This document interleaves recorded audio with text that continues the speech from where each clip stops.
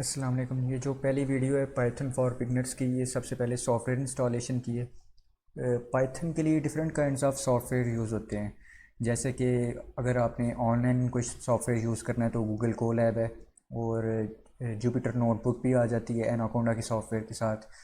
तो जो यहाँ पर इस ट्रेनिंग में यूज़ होगा वो आपका ऑफलाइन सॉफ्टवेयर होगा, जिसे हम कहते हैं कोड, विजुअल स्टूडियो कोड। तो उसकी इंस्टॉलेशन के लिए सबसे पहले जो कि फ्री है, सबसे पहले हम यहाँ पर गूगल पे जाएंगे, वी एस कोड डाउनलोड, इसके ऊपर हम क्लिक कर लेंगे। ये पहले पहले वाले ऑप्शन पे आपने जाना, डाउनलोड विजुअल स्टूडियो कोड। इसके ऊपर जब क्लिक करेंगे तो आपके पास ये ऑप्शन आ जाएंगे। जिनके पास ये एप्पल कंपनी के लैपटॉप्स हैं वो यहाँ पर इस चीज़ को क्लिक करके डाउनलोड कर लें। विंडोज़ वाले यहाँ पर आ जाएं, और आई थिंक लिनक्स का कोई भी नहीं होगा, अगर होगा तो वो इनमें से किसी भी फाइल को डाउनलोड कर सकता है। तो ये लिनक्स के ऊपर हमने, विंडोज़ के ऊपर हमने क्लिक किया, ऑटोमेटिकली आपकी ये डाउनलोड स्टार्ट हो जाएगी। क्योंकि मेरे पास आईडीएम है तो ये डायरेक्टली मैं आईडीएम से डाउनलोड कर लूँगा। अगर आपके पास गूगल का डाउनलोडर है तो गूगल के डाउनलोडर के ऊपर वो डाउनलोड हो जाएगी फ़ाइल।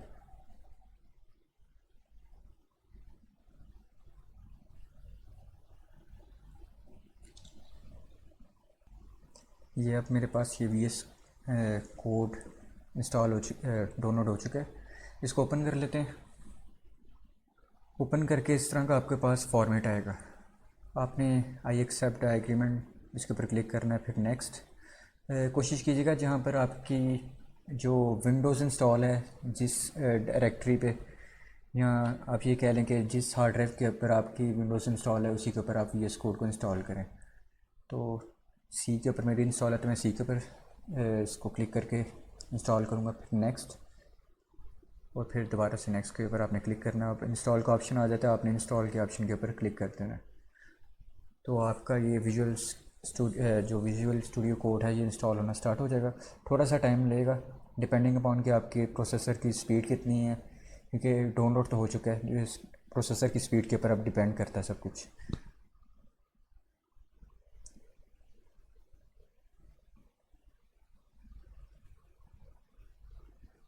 ये डाउनलोड हो चुका है, ऑटोमेटिकली आप इसको लॉन्च भी कर लेंगे जब आप फिनिश करेंगे।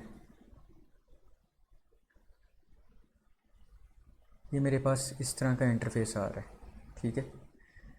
चूँकि मैंने पहले भी इंस्टॉल किया था ये सॉफ्टवेयर, और फिर अन इंस्टॉल करके आपको दिखाया, तो मेरे पास जो पिछली फाइल्स थी वो सारी की सारी ऊपर शो होना शुरू हो गई। अब इसके बाद आपने क्या इंस्टॉल करना है ये तो आपके पास आ जाएगा, वी एस कोड।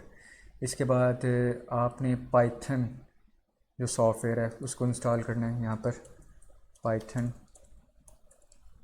डाउनलोड लिखेंगे, ऑटोमेटिकली आ जाएगा गूगल पे।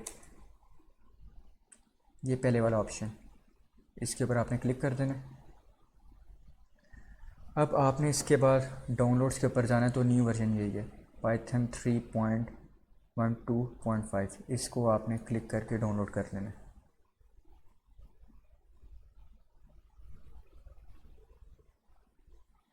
अब जब ये डाउनलोड हो जाएगा उसके बाद आपने इसके ऊपर क्लिक करना है, ओपन कर लें फ़ाइल को। अब यहाँ पर आपने थोड़ा सा ध्यान देना है, ये जो नीचे वाले बॉक्सेस हैं इनको टिक कर देना है। इनको टिक करके आपने कस्टमाइज़ इंस्टॉलेशन पे जाना और देखना ये सारे टिक है कि नहीं, डॉक्यूमेंटेशन पे, और ये सारी फाइल्स आपके पास टिक होनी चाहिए पहले से। उसके बाद नेक्स्ट के ऑप्शन के ऊपर क्लिक करना है, और सबसे इंपॉर्टेंट चीज़ है install Python 3.12 for all user, इसको टिक करके रखना है। और उसके बाद ये आप देख रहे हैं, अब आप इंस्टॉल कर सकते हैं।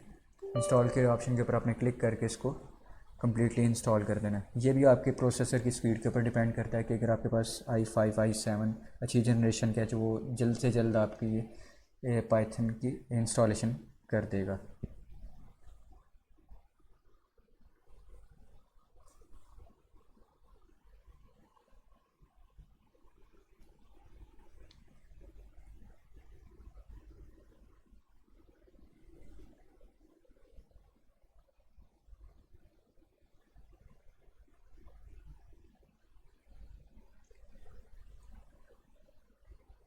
अब जब तक ये पाइथन की इंस्टॉलेशन होती है मैं आपको वी एस कोड का बता देता हूँ।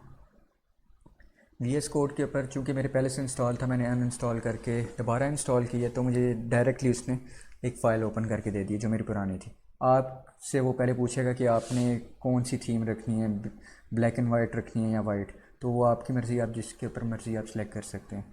आपके पास उसके बाद ये ऑप्शन आ रहा होगा फ़ोल्डर का। आपने क्या करना है, फ़ाइल करके न्यू विंडो,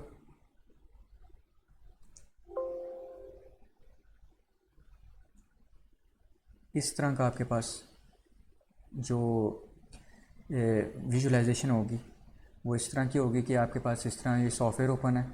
आपने एक दफ़ा थीम सेलेक्ट कर लिया, बेशक आपने ब्लैक थीम सेलेक्ट की है या वाइट, उससे कोई फ़र्क नहीं पड़ता। आपने यहाँ पर आना है, एक्सप्लोर ऑप्शन में यहाँ पर होगा ओपन फ़ोल्डर। अब ओपन फ़ोल्डर का मतलब ये है कि आपने किस फ़ोल्डर में अपने पाइथन की जो डायरेक्टरी की फ़ाइल्स हैं वो रखनी है, यानी कि जो भी आप कोड बनाएंगे वो किस फ़ोल्डर में होना चाहिए। तो ये बड़ी अहम बात है। आपने ओपन फ़ोल्डर को क्लिक करना है, उसके बाद आपने सेलेक्ट कर लेना कि आप किस डायरेक्टरी में पाइथन की प्रोग्राम की फ़ाइल्स रखना चाह रहे हैं। सपोज़ करिए मैं डेस्कटॉप के ऊपर आता हूँ, डेस्कटॉप के ऊपर अपना ही एक न्यू फ़ोल्डर जनरेट कर लेता हूँ। मैंने न्यू फ़ोल्डर जनरेट कर लिया, ऊपर लिख दिया पाइथन फॉर बिगिनर्स। ये मेरे पास एक फ़ोल्डर आ गया। अब इस फ़ोल्डर के ऊपर डबल क्लिक करना है, सेलेक्ट नहीं करना है इसको डबल क्लिक करना है। इसके अंदर सपोज करें कि अगर आपके पास लैब 1 है या आपने टास्क 1 करना है या ट्रेनिंग डे 1 है, तो आप कुछ भी फ़ोल्डर का नाम इसके अंदर दे सकते हैं, ट्रेनिंग डे 1। उसके बाद आपने इसके ऊपर दोबारा से डबल क्लिक करना है, सेलेक्ट नहीं करना अभी तक, डबल क्लिक करके चलेंगे। उसके बाद अंदर जाकर इसको सेलेक्ट कर लेना, ये इस तरह आ जाएगा। ये आपका VS कोड का इंटरफेस है। उसके बाद आपको इस तरह की हुई विंडो दिखाई देगी। उसके लिए आपने ये टिक मार्क इधर करके येस आई ट्रस्ट ऑथर्स, इसको क्लिक करना है। ये वन टाइम ही होगा, पहली दफ़ा जब आप इंस्टॉल करेंगे। उसके बाद मैं देखता हूँ कि ये पाइथन इंस्टॉल हुई है कि नहीं। जी, पाइथन इंस्टॉल हो चुके। अब आपने और कुछ भी नहीं करना, सिर्फ क्लोज़ कर देना। अब इसके बाद जो सबसे अहम चीज़ है कि पाइथन की दो तरह की फ़ाइल्स होती हैं, एक होती है .py और एक .ipy। मैं दोनों आपको बताता हूँ। आपने आना है इधर, यहाँ पर आ रहा है न्यू फाइल, आपने सिर्फ इसको क्लिक करना है, न्यू फाइल को। सपोज़ करें कि आपकी ट्रेनिंग डे 1 है, तो मैं इसमें लिख देता हूँ, कोई टेस्ट फाइल बना देता हूँ, TEST टेस्ट। अब डॉट के बाद जो C++ है उसमें .cpp फ़ाइल चलती है, पाइथन में यहाँ आपके पास .py वाली फ़ाइल चलेगी। ये .py करके आपने एंटर दबा देना। अब इससे ये होगा कि अगर आपने पहली दफ़ा इंस्टॉल किया होगा तो आपके पास नीचे खुद ब खुद आ जाएगा कि आपने एक पाइथन की जो एक्सटेंशन है उसको इंस्टॉल करना है। यहाँ पर मैं आपको दिखा देता हूँ। अगर आपके पास नहीं आ रहा तो आपने क्या करना है, यहाँ पर एक्सटेंशंस पे चले जाना है, इसको क्लिक करेंगे। उसके बाद आपने चले जाना है पाइथन, यहाँ पर पाइथन लिखते हैं, ऑटोमेटिकली वो डिटेक्ट करेगा पाइथन की कौन सी फाइल है, ये वाली। आपने क्या करना है, इधर आके इसको इंस्टॉल कर लेना है। चूँकि मेरी वो पहले से ही इंस्टॉल थी सारी की सारी चीज़ें, एक्सटेंशंस वगैरह वो डिलीट नहीं होती, तो वो पहले से ही मेरे साथ पाइथन के ऊपर VS कोड के ऊपर वो लिंक कर गई। आपने इसको इंस्टॉल करना है तो खुद ब खुद आपके पास ये इंटरफेस आ जाएगा इंस्टॉल्ड होके। उसके बाद जब ये इंस्टॉल हो जाएगा उसके बाद आप .ppp फाइल को आराम से चला सकते हैं। जैसे कि मैं यहाँ पर लिख देता हूँ print 2+2। अगर मैं चेक करना चाहूँ कि मेरी फ़ाइल चलेगी कि नहीं, यानी कि मेरी पाइथन ठीक तरह से इंस्टॉल हुई है कि नहीं, तो वो यहाँ से पता चल जाएगा कि जब मैं प्रिंट का फंक्शन लिखूँगा उसमें 2+2 4 आना चाहिए। और ये प्रिंट कैसे करना है, ये प्ले का बटन, ये प्ले का रन पाइथन बटन या प्ले का बटन, इसके ऊपर क्लिक करेंगे। उसके बाद आपको नीचे यहाँ पर दिखाई देना चाहिए ये 4 आ रहा है। ये इसका मतलब है आपकी .py फाइल बिल्कुल ठीक है, यानी कि आपका पाइथन इंस्टॉलर बिल्कुल ठीक तरह से इंस्टॉल और VS कोड भी बिल्कुल ठीक तरह से चल रहा है। उसके बाद एक और फाइल होती है आपके पास test.ipynb, इससे कहते हैं Python notebook, internet Python notebook. आपने ये वाली फ़ाइल ली तो आपके पास पहले इस तरह का इंटरफेस आ जाएगा। इसे कहते हैं सेल प्रोग्रामिंग, यानी कि वन सेल आपने अगर प्रोग्रामिंग को ब्रेक करके प्रोग्राम करना है ताकि आपको पता चल जाए एरर कहाँ कहाँ पर आ रहा है, तो आप ये वाली प्रोग्राम ये फ़ाइल यूज़ कर सकते हैं .ipynb। इसका मतलब होता है इंटरनेट पाइथन नोटबुक, या जुपिटर नोटबुक भी कहते हैं, जो इससे उसके साथ लिंक करती है। इसके लिए चूँकि आप पहली दफ़ा इंस्टॉल करेंगे तो आपको एक्सटेंशन इंस्टॉल करनी पड़ेगी, या खुद ब खुद ऑटोमेटिकली यहाँ पर लिखा आ जाएगा कि जुपिटर नोटबुक की इंस्टॉलेशन आप कर लें, तो आप वो लाजमी कीजिएगा। यहाँ पर मैं लिख भी देता हूँ।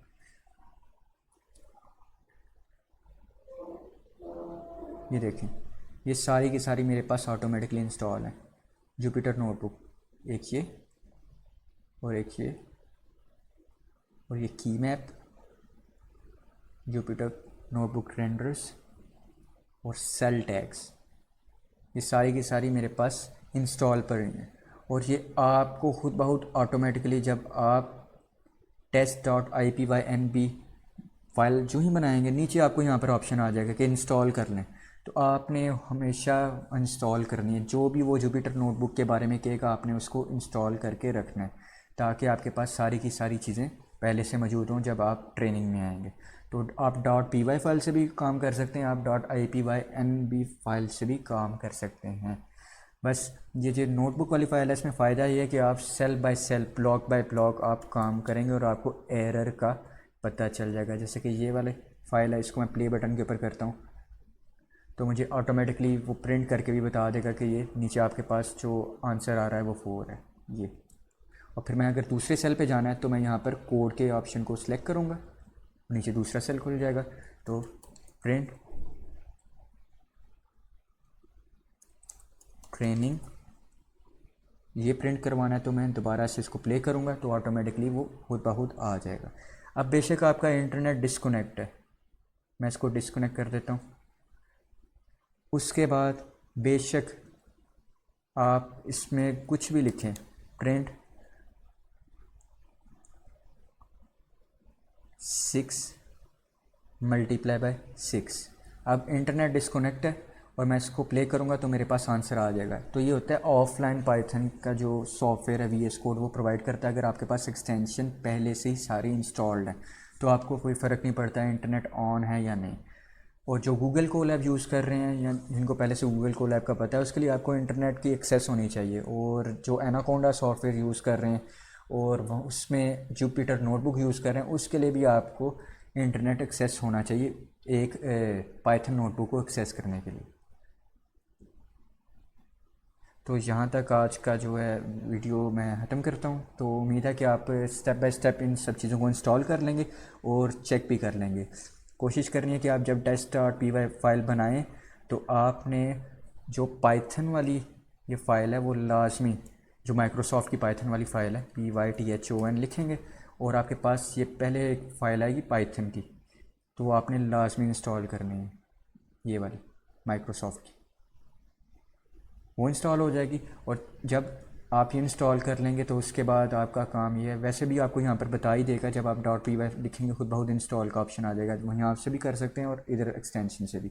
और दूसरा काम यह है कि आपने एक और फाइल बनानी है .ipynb के नाम से। जो ही आप इसको एंटर करके क्लिक कर लेंगे तो ऑटोमेटिकली यहाँ पर भी आ सकता है इंस्टॉल का ऑप्शन, आपके पास ज़रूर आएगा जब आपने पहली दफ़ा इंस्टॉल किया। अगर नहीं आ रहा, अगर आपका इंटरनेट थोड़ा सा स्लो है, तो आप यहाँ पर एक्सटेंशन से भी वो इंस्टॉल कर सकते हैं, इसमें भी कोई मसला नहीं होगा।